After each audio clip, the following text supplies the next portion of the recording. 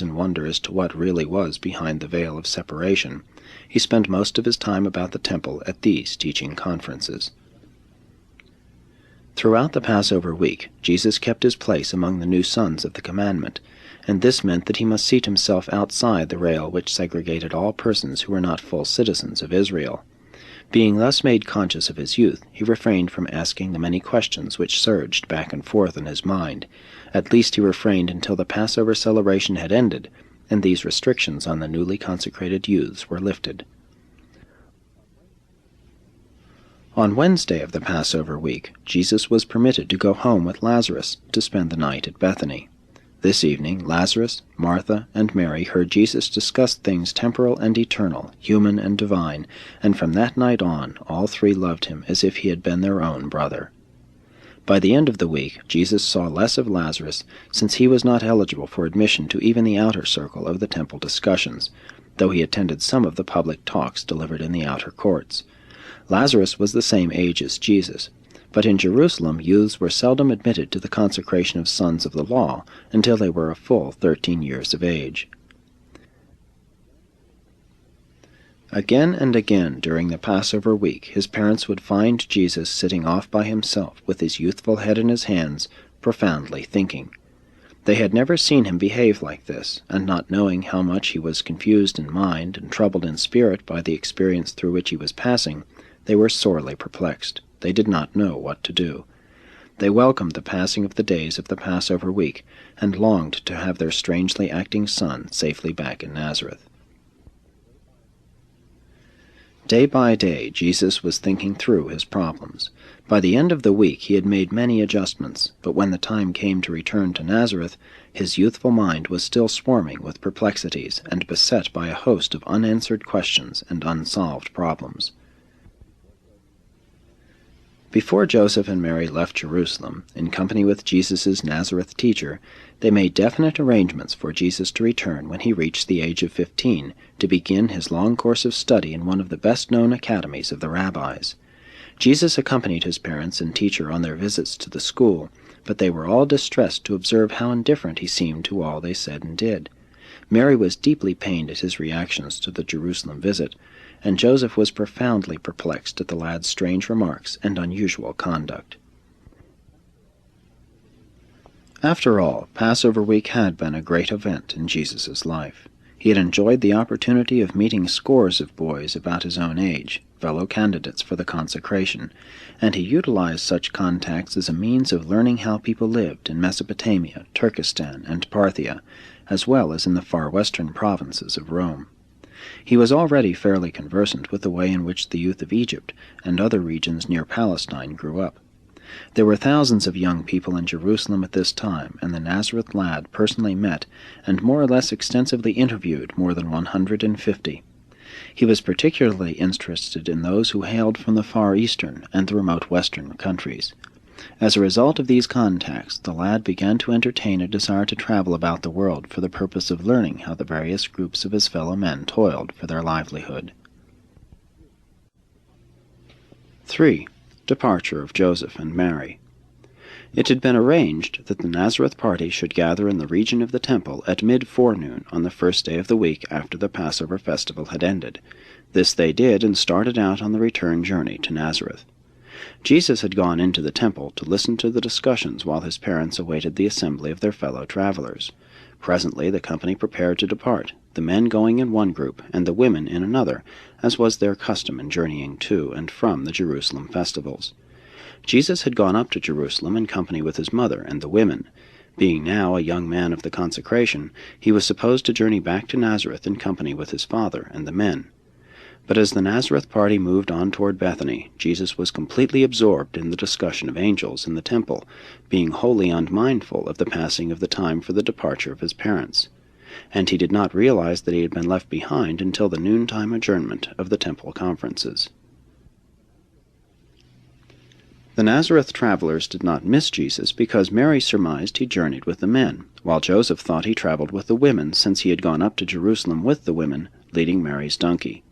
They did not discover his absence until they reached Jericho and prepared to tarry for the night. After making inquiry of the last of the party to reach Jericho, and learning that none of them had seen their son, they spent a sleepless night turning over in their minds what might have happened to him, recounting many of his unusual reactions to the events of the Passover week, and mildly chiding each other for not seeing to it that he was in the group before they left Jerusalem. 4. First and second days in the temple. In the meantime, Jesus had remained in the temple throughout the afternoon, listening to the discussions and enjoying the more quiet and decorous atmosphere, the great crowds of Passover week having about disappeared. At the conclusion of the afternoon discussions, in none of which Jesus participated, he betook himself to Bethany, arriving just as Simon's family made ready to partake of their evening meal. The 3 youngsters were overjoyed to greet Jesus, and he remained in Simon's house for the night. He visited very little during the evening, spending much of the time alone in the garden meditating. Early next day Jesus was up and on his way to the temple. On the brow of Olivet he paused and wept over the sight his eyes beheld, a spiritually impoverished people, tradition-bound and living under the surveillance of the Roman legions. Early forenoon found him in the temple with his mind made up to take part in the discussions. Meanwhile Joseph and Mary had also arisen with the early dawn, with the intention of retracing their steps to Jerusalem. First they hastened to the house of their relatives, where they had lodged as a family during the Passover week. But inquiry elicited the fact that no one had seen Jesus. After searching all day and finding no trace of him, they returned to their relatives for the night. At the second conference Jesus had made bold to ask questions, and in a very amazing way he participated in the temple discussions, but always in a manner consistent with his youth. Sometimes his pointed questions were somewhat embarrassing to the learned teachers of the Jewish law, but he evinced such a spirit of candid fairness, coupled with an evident hunger for knowledge, that the majority of the temple teachers were disposed to treat him with every consideration. But when he presumed to question the justice of putting to death a drunken Gentile who had wandered outside the court of the Gentiles, and unwittingly entered the forbidden and reputedly sacred precincts of the temple, one of the more intolerant teachers grew impatient with the lad's implied criticisms, and, glowering down upon him, asked how old he was. Jesus replied, 13 years, lacking a trifle more than 4 months. Then rejoined the now irate teacher, "Why are you here, since you are not of age as a son of the law?"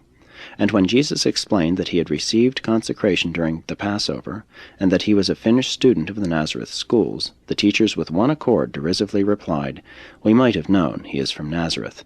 But the leader insisted that Jesus was not to be blamed if the rulers of the synagogue at Nazareth had graduated him, technically, when he was 12 instead of 13, and notwithstanding that several of his detractors got up and left, it was ruled that the lad might continue undisturbed as a pupil of the temple discussions.